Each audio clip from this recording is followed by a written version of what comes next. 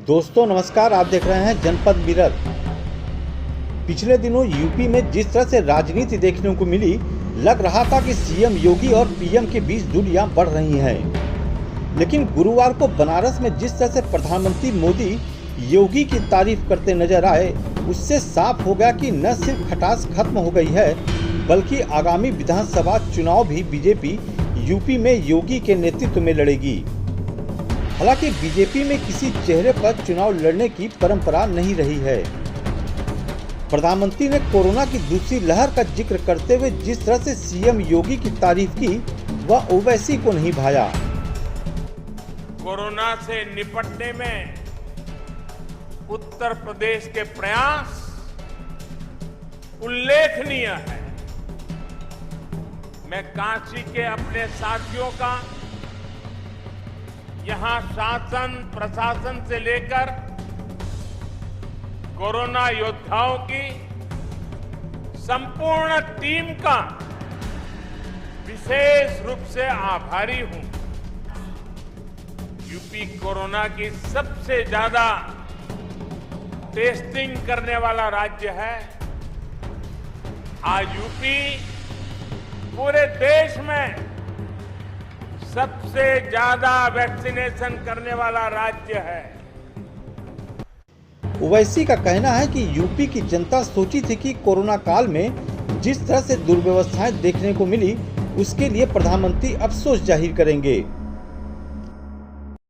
उत्तर प्रदेश की जनता, वो 3-4 लाख परिवार जिन्होंने अपने बाप को, अपनी माँ को, अपने भाई को, अपने परिवार में किसी एक शख्स को खोया है, जिनकी लाशें पानी पर बह रही थीं, जिनके पास जलाने के लिए लकड़ी नहीं थी, जिनके पास दफनाने के लिए जमीन नहीं थी, जिनकी लाशों को कुत्ते नदी के किनारे खा रहे थे, जिसको उत्तर प्रदेश की सरकार ने उनको सेकेंड वेव में उनको ऑक्सीजन पहुंचाने में नाकाम हुई, दवाएं देने में नाकाम रही, वो यतीम और यसीर होकर बेबस होकर फिर रहे थे और अपनी जानों को गंवा दिए। हम ये उम्मीद कर रहे थे कि देश के प्रधानमंत्री कम से कम इस बात का इकरार करेंगे, एक्सेप्ट करेंगे कि हाँ, मैं उत्तर प्रदेश की जनता को कहना चाह रहा हूं कि आपने जो हमसे उम्मीद लगाई थी, हम उस पर पूरे नहीं उतरे।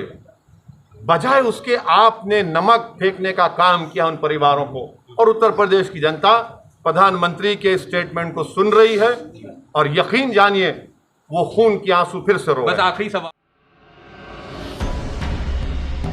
प्रधानमंत्री मोदी ने अपने भाषण के दौरान सीएम योगी की कई बार तारीफ की, लेकिन यूपी में इन दिनों जनसंख्या नियंत्रण कानून को लेकर चल रहे बवंडर पर चुप्पी साधे रखी। पीएम मोदी ने अपने बनारस दौरे के दौरान कहीं भी जनसंख्या नियंत्रण कानून का जिक्र तक नहीं किया। ऐसे में क्या माना जाए कि प्रधानमंत्री इस मुद्दे पर योगी के साथ नहीं है। जिस तरह से सीएम योगी ने जनसंख्या नियंत्रण कानून लागू किए जाने की बात कहकर एक नई बहस छेड़ दी है, उससे यह तो साफ हो चला है कि सीएम योगी अब बड़े फैसले पूछ कर नहीं बल्कि खुद लेने लगे हैं।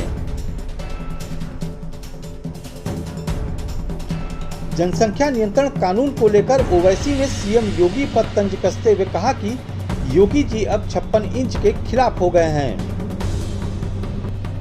मोदी सरकार ने दिसंबर 2020 को सुप्रीम कोर्ट को एफिडेविट लिख कर दिया, जो बीजेपी के एक बहुत बड़ा नेता डाले थे कि 2 चाइल्ड का नॉर्म बना दिया जाए, जिसमें मोदी सरकार ने कहा, मैं अंग्रेजी में पढ़ देता हूं, international experience shows that any coercion to have a certain number of children is counterproductive and leads to demographic distortions.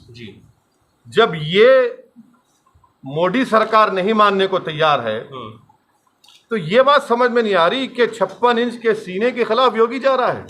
ये जो प्रपोजल है, इससे उत्तर प्रदेश की महिलाओं का बहुत बड़ा नुकसान होगा। क्यों होगा? स्टेरिलाइजेशन सबसे ज्यादा देश में 93% सिर्फ महिलाओं का होता है, और आप ये कह रहे हैं कि स्टेरिलाइजेशन आप करवा ले, तो ये महिला को राइट मिलना चाहिए कि वो डिसाइड करे। जो हमारी नेशनल पॉपुलेशन पॉलिसी थी, उसमें हमने ये कहा कि आप शादी इस उम्र में करिए, एक बच्चे के पास स्पेस दीजिए। तीसरा, हमने एजुकेशन का इंतजाम किया। ये इस बात पर योगी की सरकार का कुछ ताल्लुक ही नहीं है। लेकिन बहरहाल जनसंख्या नियंत्रण कानून को लेकर योगी सरकार गंभीर है तो केंद्र इस पर चुप है। आप जनसंख्या नियंत्रण कानून को लेकर क्या सोचते हैं? अपनी राय कमेंट बॉक्स में जरूर लिखें।